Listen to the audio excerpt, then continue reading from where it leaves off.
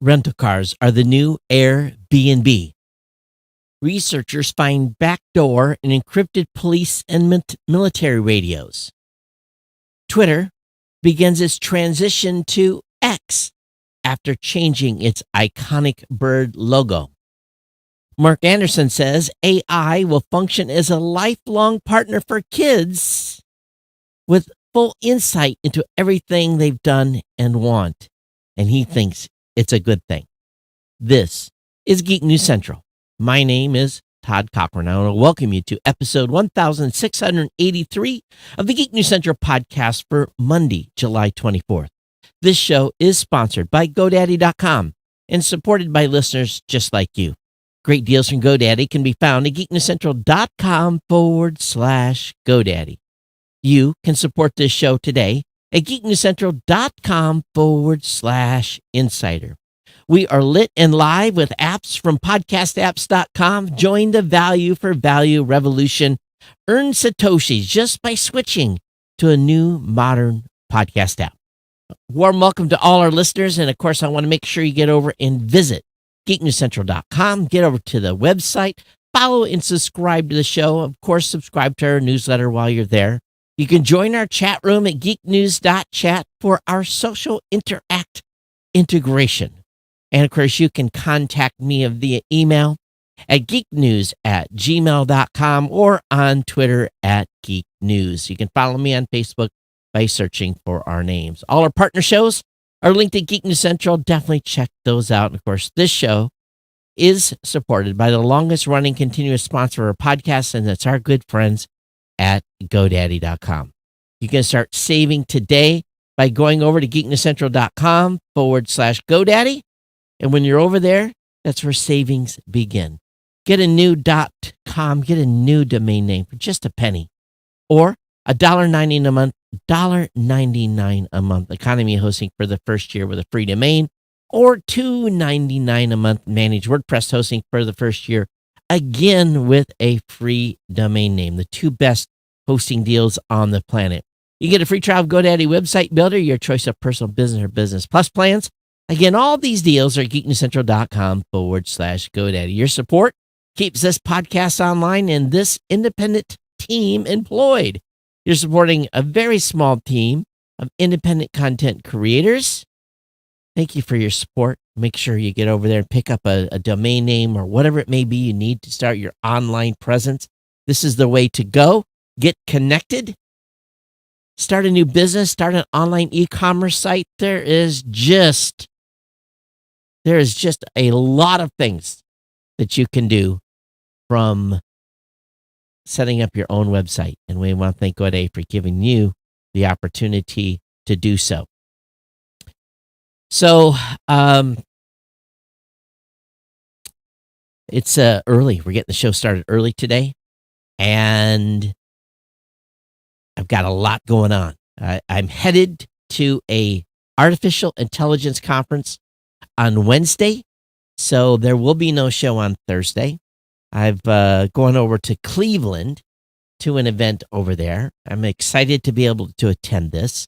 I got signed off by the company, purchase a ticket, reserve the room and everything. And then I'm driving over Wednesday mid-morning. Conference starts Wednesday early or late afternoon and then goes all the way through Thursday and Friday. So had not planned on this. This was a last minute add-on. And so anyway, just let you know what's going on. Had not, again, planned to travel, but when there's a artificial intelligence conference in your backyard, it's called MAICON, MAICON. You can definitely check out their website. They got a great podcast as well. I've been binge listening to their shows. Some are better than others, but the last couple have been super, super good. So anyway, that's what's happening here. I've got a good stack of content for you tonight, of course, and hope that you will stay engaged with the show and drop me an email if you feel I deserve one. If you've noticed, I'm messing a little bit with the opening format of the show, doing that on purpose, and I think it's a little bit smoother, for a better word. So going to kick right off. I tell you, I had some trouble tonight because a couple of the articles that we at Kirk had picked were from Wired. And we don't get too many Wired articles, maybe one or two a month. Was not able to load those Wired articles at all because it says, give me $10 a month. I'm starting to see this more and more and more on a variety of websites where you cannot consume the content unless you give them,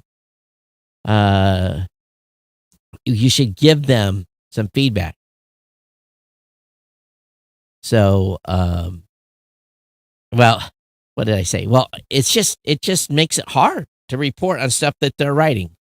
That's the end of it here. So, anyway, hope you're all doing well, and let's go ahead and get into the stack. The one article that I didn't get blocked on, believe it or not, was from the Wall Street Journal, and it's probably because I think I get 2 or 3 free of those a month to be able to view before that flags me out. But Wall Street Journal has this great article about rental cars are the new Airbnb, where entrepreneurs rent out fleets of cars through services like Turo and Getaround or build their own website. And I've tried, and actually I rented one car through Turo when I was having a hard time getting one in Hawaii. But I can imagine that doing this could be challenging. Small-time entrepreneurs that are amassing vehicles to rent out make about $1,000 a month when they do this. And their aim is to take on giants like Hertz and Avis. But one owner said that he had to drive a car that was stolen all the way up. That was stolen, that was driven all the way up the West Coast and abandoned at the Canadian border. He had to go and get it. Another rented out car that was involved in the shooting. Still, another said a customer totaled a Maserati by driving it into a wall. He says it can be tough if you don't know what you're doing. Who rents out more than a dozen Teslas on his own website. People look at it as a get-rich thing or set it as you forget it, and he says you can't. The cost of parking, cleaning, insurance, and financing can quickly add up. Vehicles need to be picked up, dropped off, maintained, and repaired. Expenses can quickly outpace any revenue. And we know renting cars is another part of gig work. And Getaround, which I hadn't heard about 70% of the active cars are rented out by power hosts, those who own 3 or more cars. Turo had 765,000 active hosts at the end of March, up from 114,000. And one person has basically made a business out of instructing people how to do this business. He started selling a mentorship program to teach people the ins and outs of the business. He charges $2,000 for 3 months, which I think is probably a pretty good deal if you're trying to learn this. One of the biggest hosts is in New York, and he rents out cars separately through his own company called Julie's, Joulez, in the Bronx. And some of his cars are stored at a mall parking garage where they are washed by hand. And he has roughly 60 electric vehicles, which he manages with employees, but often he has to send people to go get them. One had been dropped off by a customer at Newark, and an employee was spending the day navigating public transportation delays to pick it up. Another had been driven by a customer in Chicago and left there. So I think you have to be careful, though. If you're going to go out and do Turo, you best be smart about returning it the way you're supposed to return it, and not leave it somewhere and incur big fees. But this is something that's new, that's out there, and I thought it was interesting that they're covering this. I've often wondered what a vehicle would get and how, if it's worth someone's while. But only 1,000 doesn't seem like a lot. But if you've got 2 or 3 vehicles, and that's pretty gig money. That's if you don't have to spend a lot of time behind it. Not bad. Any other business, you're gonna have to spend time. This is the article I couldn't find on Wired, so it was free for me at Vice.com.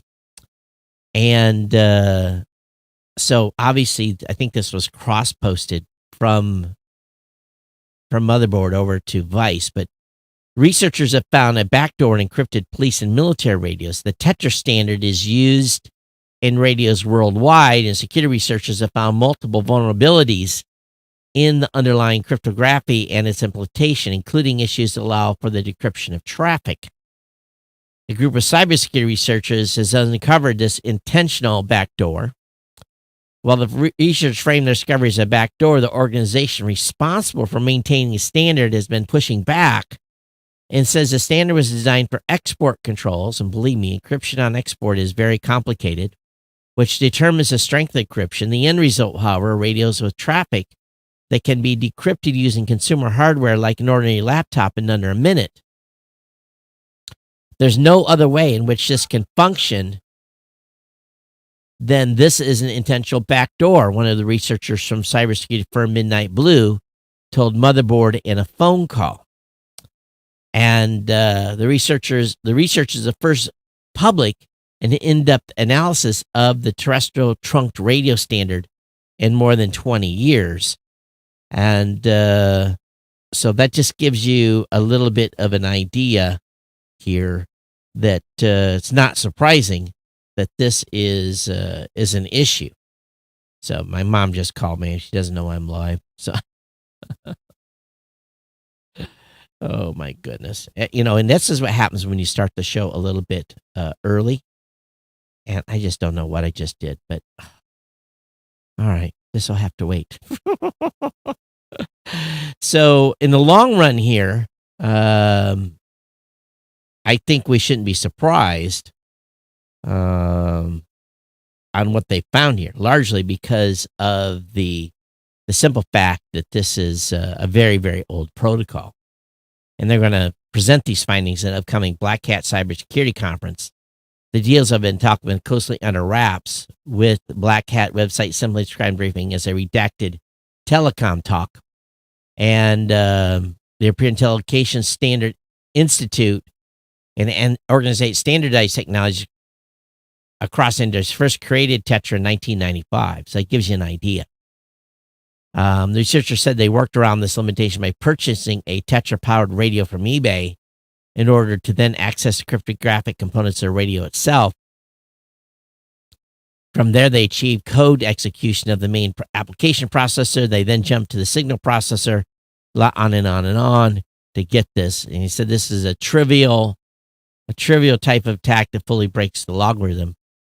That means that an attacker can passively decrypt everything in almost real time, and it's undetectable. Not all current Tetra radio customers will use what's called TEA1, and others have moved on to other encryption algorithms. But given the long lifespan, existence still means there may be room for exploitation. So, and in a way, people do not replace radios and so forth over long times of time because it's a huge process. There's probably a bunch of those out there. Twitter has begun its transition to X after changing its iconic bird logo. And boy, you would think people were having a meltdown. Everyone knows, or at least this audience at least knows, that X.com is owned and controlled by Elon Musk. And he has said even before he bought Twitter that he thought that Twitter would be renamed to X. And he's got big plans for X. So I think now, what do we say? My X handle is at Geek News, or do I still say my Twitter handle is at Geek News? I think the Twitter thing is going to stick around a long time. But people have just been calling him an idiot for doing this. But again, I think Elon has something major that he is going to do with the app, and this is going to start the transition. And X is a future state, unlimited interactivity centered in audio, video, messaging, payments, banking, creating a global marketplace for ideas, goods, services, and opportunity. See there again. X is a future state of unlimited interactivity centered in audio, video, messaging, payments, and banking. Again, it's going to be moving beyond just a messaging app. So Don't know why everyone's flipping out today that this has happened. And, I don't know if you're going to be able to copyright X, but they definitely come up with a logo.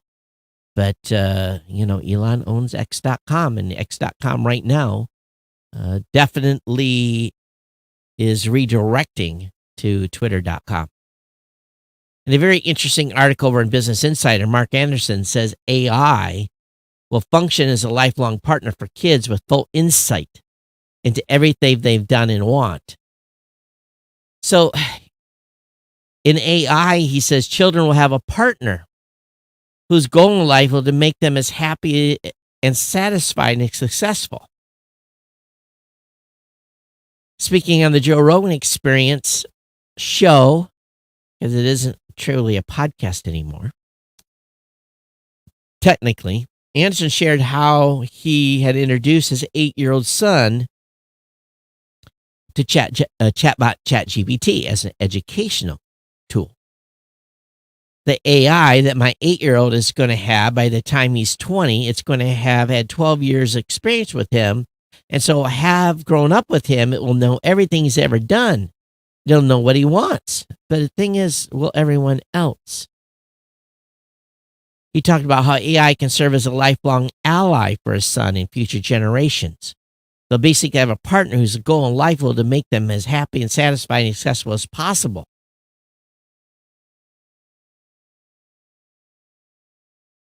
Now we know how ChatGPT's new code interpreter that was released has made the chatbot an effective data analyst assistant, almost doing work what's being claimed really at the basic undergraduate level.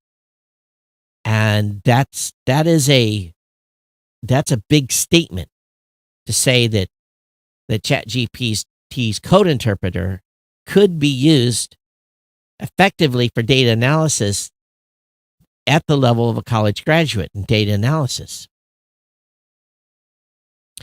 So I think that we have to figure out if there's going to be, if we're going to have AI in our life, that has to be tied to me. I have to own the data that I put into it and that I get out of it and the advice it gives and everything that's going to happen with AI over the future. That has got to be for me and me only.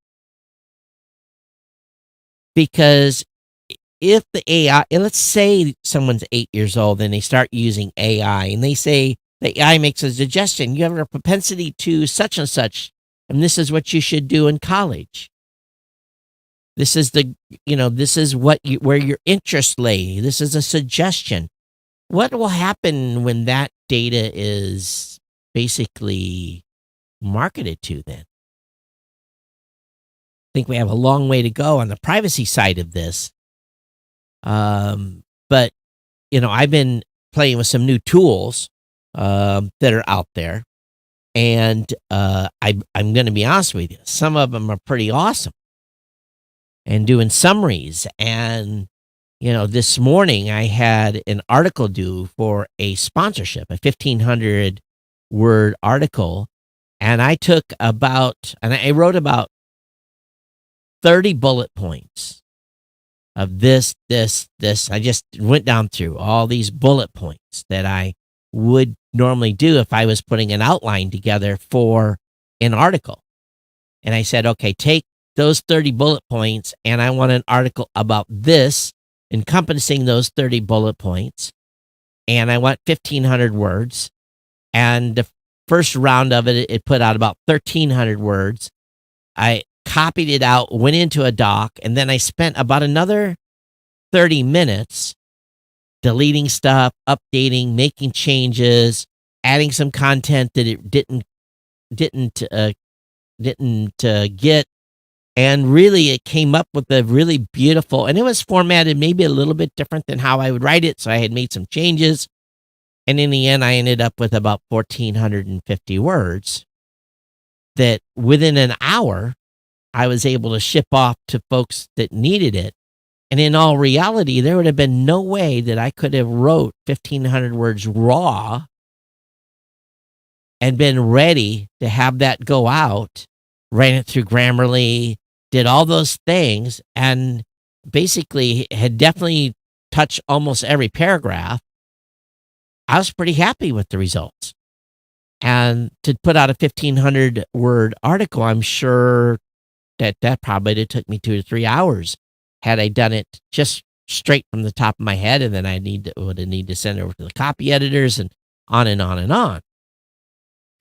So if this ChatGPT doesn't remember from session to session, but if it did, I could come in behind in the work that I did before and say, take this and use this, in which I could. I take the article, I said, use this and do some sort of revision of this.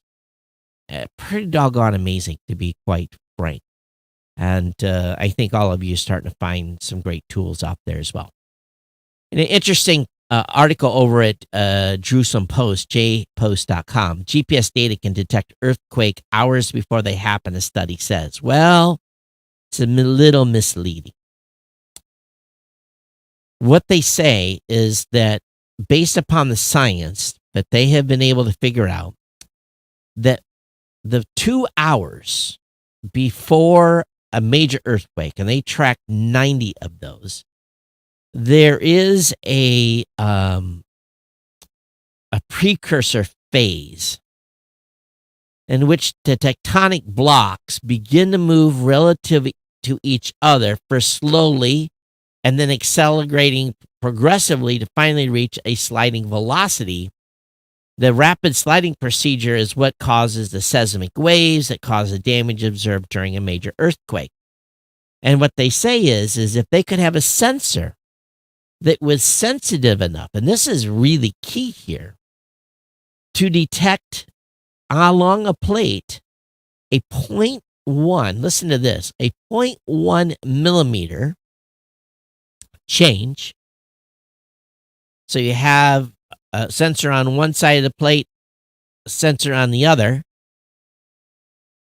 in these major earthquake zones, and they look for a 0.1 millimeter movement, they could have up to 2 hours warning on an earthquake.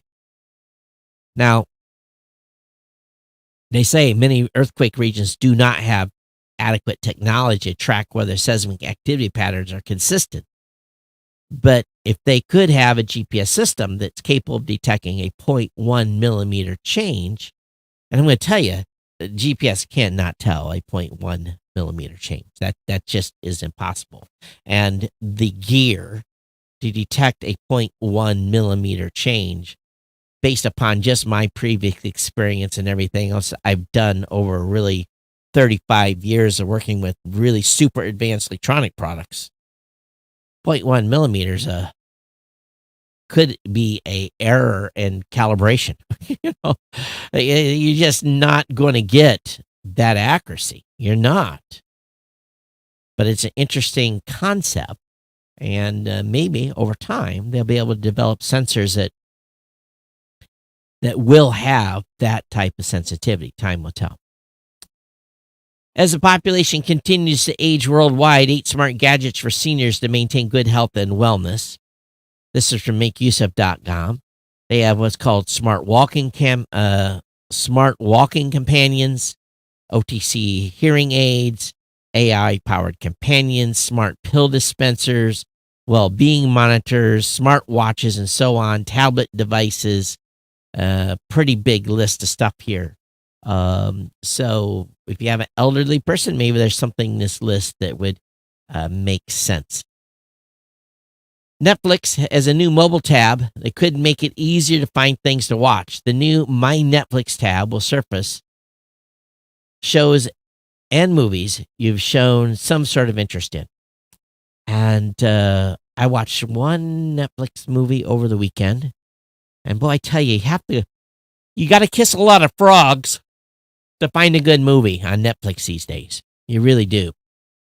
Their top 10 list sometimes is helpful, but it was kind of painful to find something this weekend. For those of you that are using Windows 11, there are some tips on how you can be more focused and more productive with Windows 11. This is from Computer World. It's talk about there's an actual function in Windows 11 called focus sessions that allow you to really set some timers and stuff.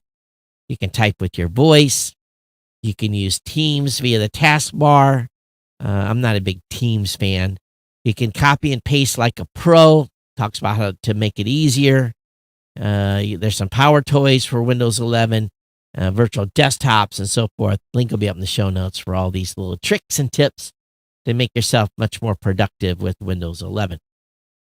Now, those of you that are Futurama fans, the new Futurama successor reboots for the show for 2023.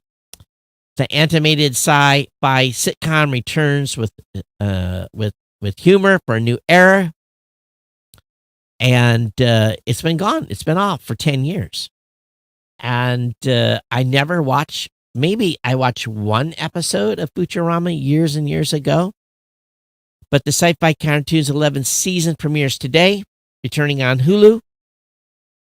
Again, after a 10-year hiatus, given the time it's passed, it's natural wonder whether the show could pick up where it left off. The new episode successfully reboots the show into 3023. It's still 1,000 years in the future. And again, Futurama initially started in 1999. So it's a good write-up about it. If you have a Hulu, definitely think about checking it out. I don't know why Microsoft did this, but Microsoft has created a pizza-scented Xbox controller. It's part of the Teenage Mutant Ninja Turtles marketing campaign. Why would you want a controller to smell like pizza? So it has a scent diffuser strapped to the back in the shape of a slice of pizza. There are 4 variations in total, and thankfully they're just part of a sweepstakes giveaway, so you won't be seeing or sniffing these controllers everywhere. Okay. So, Microsoft always creates variants of Xbox consoles and controllers, and this is just another little publicity stunt. But anyway, if you want a chance at one of these, link will be in the show notes. It's also being reported that Apple iPhone 15 Pro and Pro Max models could be more expensive. According to a new report, Apple is allegedly planning to hike the price. The publication claims that Apple has a target to produce 85 million iPhone 15 units this year, which isn't far off from the 90 million iPhone 14s. Obviously, there's a challenge here to potentially hit the market, but they think that the iPhone 15 and i15 Plus will remain consistent with previous generation releases, but yet to be said on the Pro and Pro Max, potentially more money. And typically they try to squeeze another $100 out of it. So we'll see, because they like that 99 number, right? They like the 999, 1,099. So if it goes to 1,099 and 1,199, typically they go in hundreds. They typically don't raise the price in 50s. So just a psychological thing. You think you're only paying 900, but you're paying 999.99. And Apple does want to keep iPhone shipments steady despite the 2023 turmoil. And so we'll see what happens here. We know that demand for electronics are down because of the economy.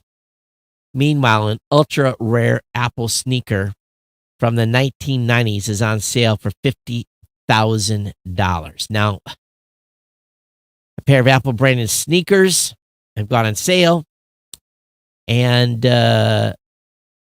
hopefully you'll get the box as well. But this is what for those of you watching the video, this is what they looked at. The condition of the sneaker is consistent with age, the broker said. Imperfections include yellowing around the midsoles and glue, and light marks on the toe boxes. Ironically, the size 10.5 footwear will be more useful than a $190,000 4-gig first-gen iPhone. But if you like all things Apple and you have more money than common sense, you can get yourself a $50,000 pair of Apple sneakers. I want to run into some of these people. I got a TRS-80 I'll sell. $100,000 as well. More on the tech side, federal court orders Canadian ISPs to block pirated Major League Baseball live streams. When there's a service that I was able to use when I was on my last trip. I was overseas in the Dominican Republic, and it was called My TV. It had 1,000 channels. Now, it was definitely, whatever it was illegal as you could watch anything. I mean, it had everything, every channel in existence, I think, on every major country. I have no idea. It's one of those things. It was, I've seen these before outside of the country. I'm sure this is part of the deal with these types of devices trying to get shut down and these services being shut down, and they move around, but it's not as easy to block them outside the United States. But in 2021, Canada's Federal Court of Appeal upheld the first pirate site blocking order. That decision opened the door for additional and more advanced blocking requests. The Federal Court eventually granted this request for the ongoing season with some safeguards, in part due to the intervention from the Canadian Internet Policy and Public Interest Clinic. The NHL blocking, they are trying to do NHL as well, MLB and NHL. So, have any of you else come across these types of IPTV devices before? I'm actually kind of surprised about this one. The Barbie movie has blasted into blockbuster record books with a $155 million U.S. opening. I was thinking about going to Oppenheimer, but the theaters... Sorry, let me put my phone on buzzer. But anyway, $155 million for Barbie, $80.5 million for Oppenheimer. I was thinking about going and seeing Oppenheimer, but I heard if you got one of those real nice theaters, they've got a version of that is like super high def. But according to Oppenheimer, similarly broke several records on its own. According to Deadline, the R-rated historical drama had the biggest global opening day and weekend for a biopic, having outperformed Bohemian Rhapsody, $124 million. It's also Nolan's third highest gross opening weekend ever in both domestic and global markets. So, but anyway, they had $174.2 million worldwide, $80.5 million in the United States. There's not very many movies out right now. So, people are midsummer and maybe looking for something to do. So I'm not necessarily unsurprised, but I am actually kind of surprised Barbie did that good. To me, it was like, why would I want to go see that movie? I guess I'm the wrong demographic for it. Google has failed to get AI engineering lawsuit claiming wrongful termination thrown out. So, judges have tentatively rejected Google's request to dismiss a lawsuit filed by a former engineer accused the company of firing him for challenging an internal AI chip design research project. And Google claimed its software was superior at automatically generating the floor plans of chips compared to an old-fashioned tool used in the hardware industry. In a paper published in Nature, this individual led a separate team that disputed the results in another paper that was not authorized for publication by Google. He was fired after it raised issues and later sued Google. So we'll see. We'll see what this is, what happens here. But it's also a sub-article of this that said AI is being used to detect fare dodgers in subway stations. So be aware if you're jumping the fence. The president is vowing vigilance on AI as tech firms promise safeguards. So the president said that U.S. must guard against threats from artificial intelligence as he detailed new company safeguards and promised additional government actions on the emerging tech.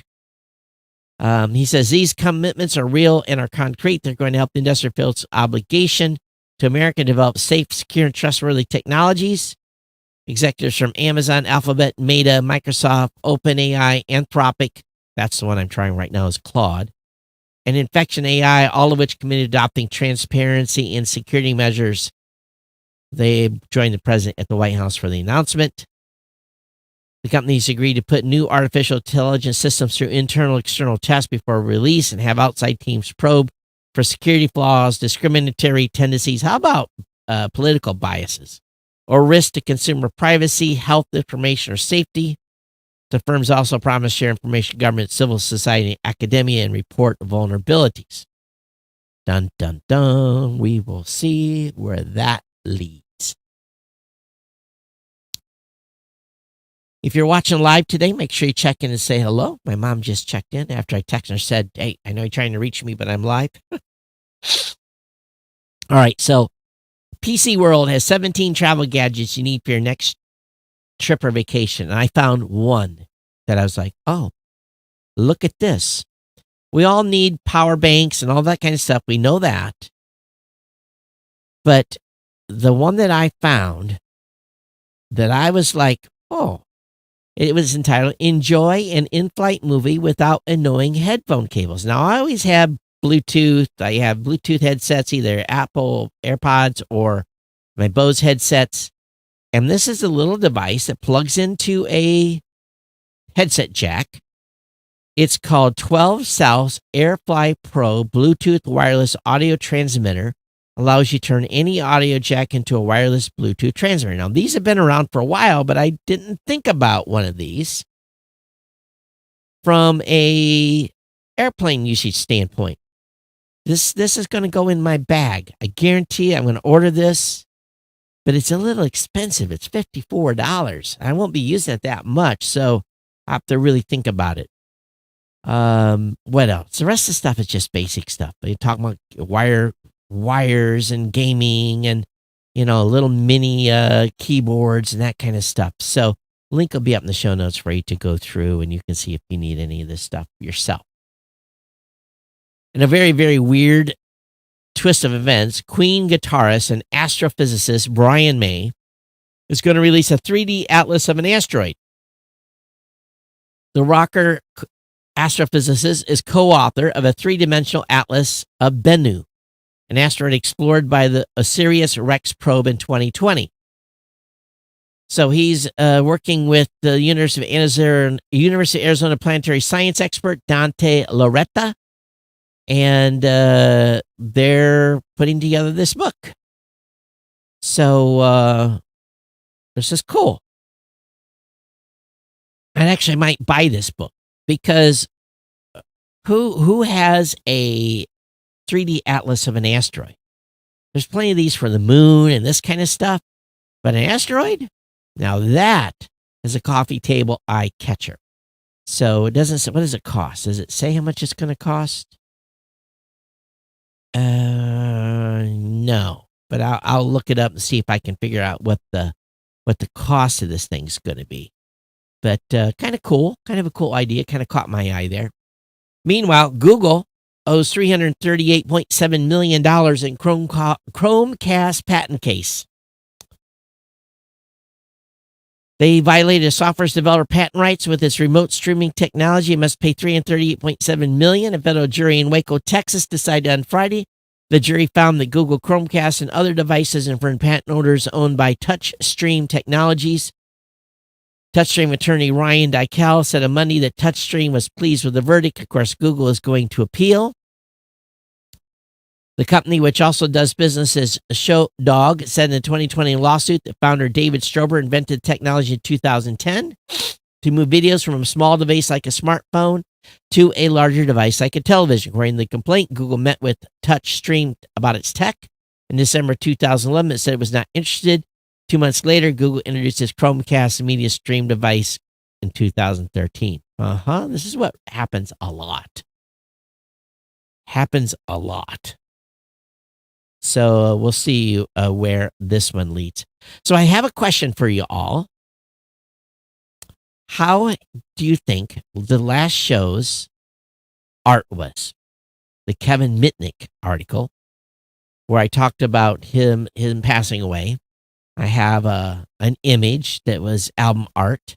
What did you think of that album art? Have you been watching the YouTube album art too? I've been playing around a little bit. Today, I was a little bit ahead of schedule, so I have the album art for today's show already made, and I think it's classic. I think it's fantastic. I've been playing around with stuff a little bit. Um, I'm getting used to use of Photoshop a little more. So improving some of the text stuff on the screen or on the images. But what do you think? What do you think of the album art that we've been producing here? Now, don't get me wrong. All the stuff that Sam produced and everything, we'll get back into rotating through that. But I'm just having a little fun with Midjourney. And I think you'll be impressed by the YouTube art today as well. If you haven't noticed what I've been doing different art for different titles for the show on YouTube and same episode, but been mixing up, seeing where I get the most Google bump.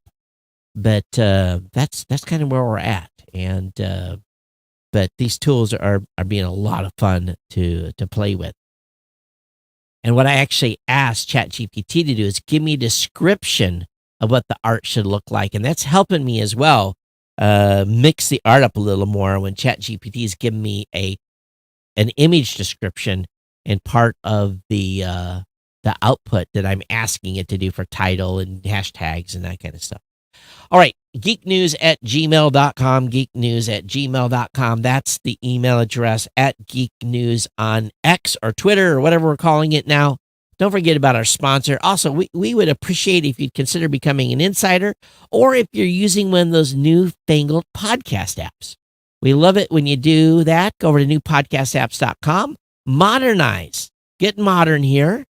Get caught up. Use a modern podcast app. Send me an email at geeknews@gmail.com if you start using one of those new modern podcast apps at podcastapps.com. And I will send you Satoshis. I'll send you free money to use as you please. And but anyway, thanks everybody for being here. A little bit of a short show today. Just slow news day. Be back with you next Monday again. But thank you so much for being here. We'll see you next time on the Geek News Central podcast. Y'all take care. Be safe. We'll see you next time. Bye-bye.